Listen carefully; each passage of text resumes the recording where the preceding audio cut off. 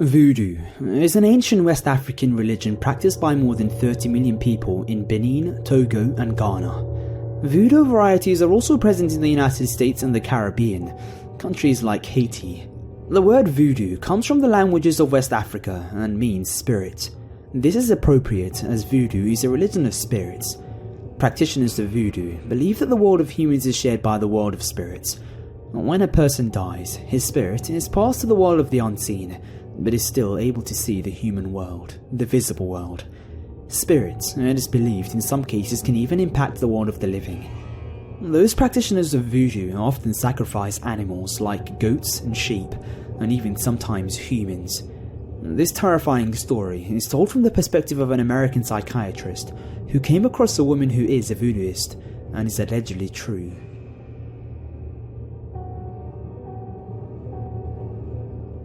I'm a psychiatrist, in training at least. I am completing my residency to be 100% truthful, but I'm almost there. The stories I've heard within these walls could fill a book, but there's one particular case that has caused me to lose sleep. This story has plagued my mind for far too long. Typing this out is my feeble attempt to make sense of something my rational mind refuses to comprehend. As stated above, I meet some fascinating characters where I work. For example, one patient will rant endlessly about how a demon named Arch won't stop using his prehensile penis to impregnate her ears with fire ants, but that's a story for another time. I did my rounds a few months ago with my attending doctor and came across a new patient on my caseload. She seemed lovely, too lovely in fact. Not much seemed to be wrong with her. She greeted me with warm and accepting eyes upon our first meeting. What I saw before me was a demure woman in her late 30s. Timize Tifiet was her name. She was a Haitian immigrant, relatively new to the good old US of A. I entered her room, expecting to be greeted by a raving, paranoid mess. But what I was instead introduced to was one of the nicest, most refreshingly kind people that you could ever hope to meet at a psychiatric hospital. We are a progressive facility and allow our patients to personalize their rooms as they fit.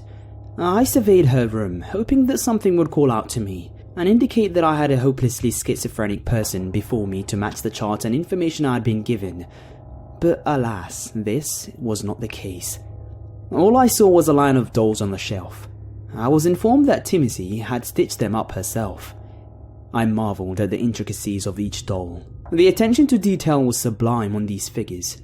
I immediately began to admire this woman. However, I was reminded that I was here for a reason. We began to talk. I inquired as to how she was doing. She replied that she was right as rain. There was such a serenity to her demeanor that it was infectious. However, I knew why she was there and began to focus my questioning in that direction.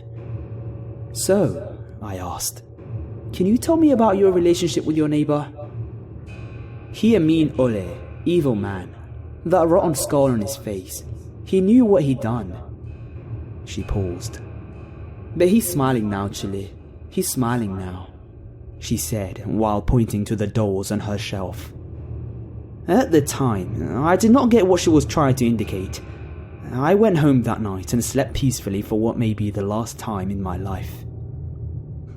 Lo and behold, Timothy showed up on my schedule the next day, something I was happy to note. The mystery of this woman plagued me. I couldn't wait to unfurl her mind and discover what caused her to do what she did. You see, 3 months prior to our first meeting, she confronted her neighbor with a knife. She claimed that he was breaking into her apartment and moving things around in an attempt to frighten her into leaving. The most bizarre accusation she levied against him was that he had tunneled a hole into her apartment at night and had raped her. This had all the markings of the paranoid delusions of a schizophrenic. In any case, she stabbed him in the chest. Luckily for him, he escaped the building and the wound was not fatal. At the hearing, Mr. Calvin Caldwell testified to all of this via Skype from his hospital bed. He remarked about her strange and demonic religious practices. He shouted that she was a violent psycho and a delusional nutjob. No one spoke in Timothy's defense. Her state-appointed attorney, clearly incompetent. He didn't even allow Timothy to testify on her own behalf. The prosecution stated that this crazy foreigner was a menace, dangerous, and absolutely unapologetic for her crimes. In a reversal of the usual course of things, Caldwell's testimony and the prosecution's evidence was so effective as to proving her insanity that she was deemed not fit to stand trial at the time. As I sat in her room, anticipation coursed through me as I prepared to delve into this woman's mind. "So, Timothy, can you tell me more about the incident with your neighbor?" She seized up for a moment, then the smile reappeared on her face, lending her the warm countenance that I'd grown fond of. "Not much to say. He knew what he did. He was a mean ole man. Never smiled once in his miserable life. But he's smiling now." She stood up from her bed and slowly walked towards her shelf of dolls. She picked up one in particular and handed it to me. I looked at the puppet in my hands. It was much more plain than the other dolls. In the belly of the figure was a pin. Connected to the pin was a red yarn. The yarn was pulled upwards and created a smile below its two beady eyes. "You'll see soon enough. He's smiling. He's smiling." Any further inquiries into the altercation with the neighbor were rebuffed. I wandered the hospital for the remainder of the day with a sinking feeling in the pit of my stomach.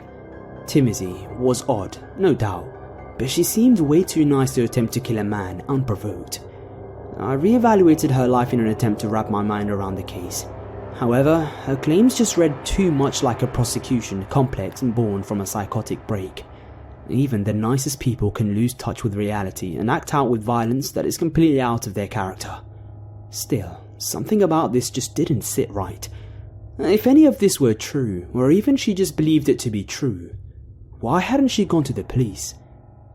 There are two answers to this. Immigrants, especially those not necessarily here in the States legally, are reluctant to turn to the authorities for almost any matter. The second option was that she had just fabricated the entire thing in her mind, and a delusional paranoid would be highly unlikely to seek out the help of the police department. I was leaning heavily towards the latter explanation. However, that feeling of unease latched on and remained with me for the rest of that evening. I opened my eyes and looked at the clock. It was 2:34 a.m. I'm a deep sleeper and rarely get up in the middle of the night. What could have woken me up? Soon, I received an answer. Loud, scratching noises were filling the void of silence in my bedroom. I brushed it off initially, but the noise persisted. As a matter of fact, it only grew in volume and proximity. My heart began to race. What the fuck is making that sound?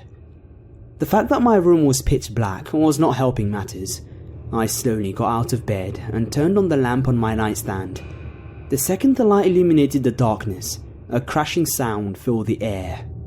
This noise was so loud that I literally jumped into the air. The anxiety already coursing through me reached the fever pitch when I realized the source of that sound. It was coming from the closet.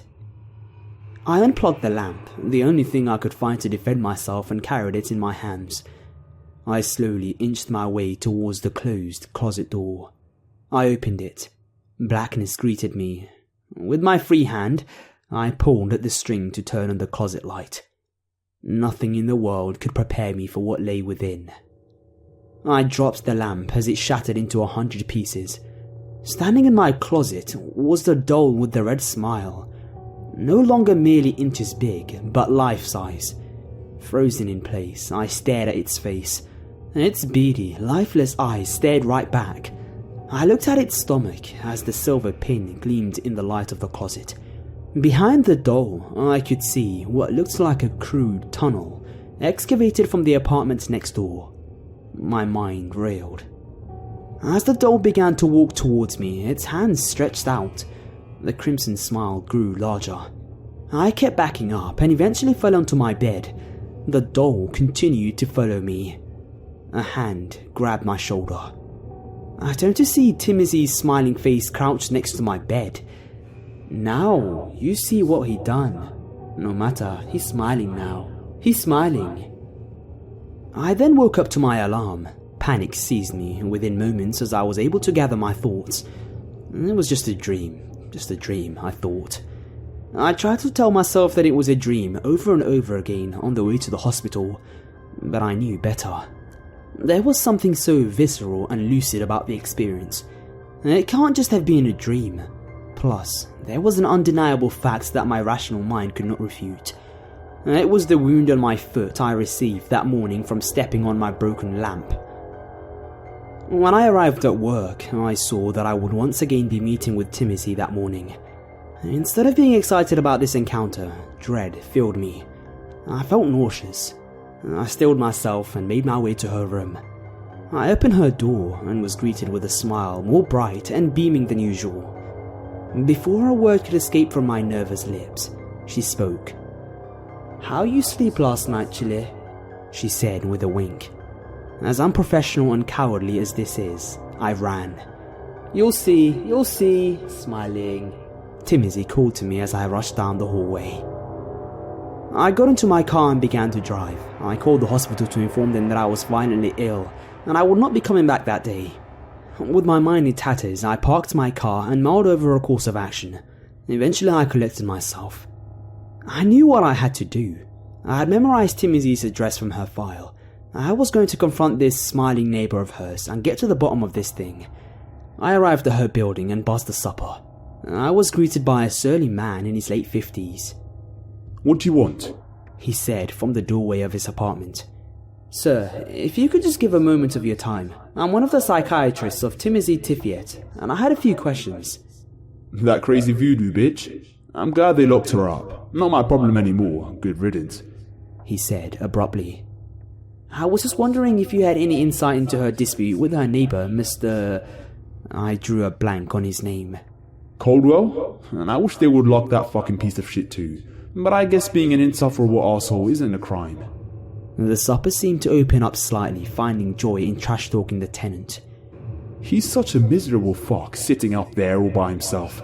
So fucking rude to everyone he runs into with that fucking scar on his face. Well, that's what you get when you never marry and have kids. Though, I couldn't imagine anyone standing more than 2 seconds with the guy. I have no idea why he wants to expand his unit into 2 units. What use could he possibly have for all that space? Well, now that she's gone, the board is probably going to approve." "Pardon?" I called out as my eyebrows raised. "Yeah, that's what they were fighting about. He wanted her unit, and she wouldn't leave. He wouldn't leave the bitch alone about it." I was flabbergasted. Don't you think it would have been pertinent to tell the police this? She's sitting in a psychiatric hospital right now because his harassment of her was thought to be a delusion." "Well, no one asked me, and to be frank, that's where she belongs anyway. That voodoo shit she's up to is insane and fucking godless," he said dismissively. "Listen, in our sessions, she claims that Mr. Caldwell was tunneling into her apartment. Is there any truth to that? In light of what you just told me, that doesn't seem so far-fetched." "Well, this is the first I'm hearing about that specifically. She never told me about anything of that sort. I couldn't stand that woman with her stupid voodoo nonsense and those freaky-ass dolls, and she knew it. We weren't particularly close, if you catch my drift." I was really starting to despise this man, but I pressed on. There were no witnesses. The case entirely rests on Caldwell's testimony. What if he really did rape her? What if the altercation wasn't so clear-cut? I could see a case being made for self-defense if he really harassed and assaulted her. The super stared back at me blankly. "Well, don't you think it's worth looking into?" I asked, with rage beginning to build in my voice from talking to this jerk. He caught a hint of it, and his face turned sour. "Again, not my fucking problem." He slammed the door to his unit in my face. I contemplated leaving the apartment building and returning to the hospital to inform my superiors about what I had discovered. However, my feet wouldn't move to the exit. I recalled what I had seen when searching the buzzer for the superintendent. Caldwell 2C. Without fully comprehending what I was doing, or the lengths I was willing to go to find answers, I ascended the stairs. As I came upon the door, I took a deep breath and knocked. No answer. I continued to knock and pressed my ear against the door. Nothing was stirring inside. Figuring the type of man Mr. Caldwell was, trying to turn his doorknob would be fruitless, as he would have 6 deadbolts locked on the other side. However, I gave it a shot. To my surprise, the knob turned, providing me with entrance to the apartment. I slowly crept into this dark and dingy abode. I quickly surveyed my surroundings. This place was disgusting. Empty pizza boxes and filth lined the floor of the entryway. The living room looked no different. Trash and piles of dishes lined the ancient coffee table. As I moved towards the kitchen, the smell finally reached my nose. It was a pungent stench. Something was rotting. I assumed that it would in no way be surprising if a dead animal lay somewhere in the offal of this filthy place. Jesus, how could this guy be living like this? I thought. I made my way to what must have been the bedroom. The door was closed. I made a mental note that this room had to be adjacent to Timothy's apartment. I knocked on the door. Again, no answer. I gathered my courage and turned the knob. The door swung open. Immediately, the smell made me retch. It was an aroma that lay thick in the air and assaulted my nostrils. My first instinct was to run, but I was so close to finding the truth. I just had to know. I had to. I felt drawn forward. I placed my shirt over my mouth and nose as I looked around the room. On the wall shared with Timothy's apartment stood a dresser. It was askew, pointing at a 45-degree angle. I circled around and saw what I hoped to find. A small, dark hole lay in front of me. As the smell continued to overwhelm me, I got on my knees and pulled out my cell phone to use as a flashlight. How I wish I had just left well enough alone, that my curiosity hadn't gotten the better of me. As I shined the light into the hole in the wall, pure, unadulterated terror washed over me. What I saw there will haunt me for the rest of my life. Mr. Caldwell sat there in Timothy's closet. He was facing my direction, his beady, dead eyes boring a hole into me. A knife was plunged into his stomach. Through the gaping hole in his gut, Caldwell had yanked out his intestines. Grasping them with both hands, he had pulled his innards across his mouth, stretching them upwards into what would only resemble one thing: a red, beaming smile.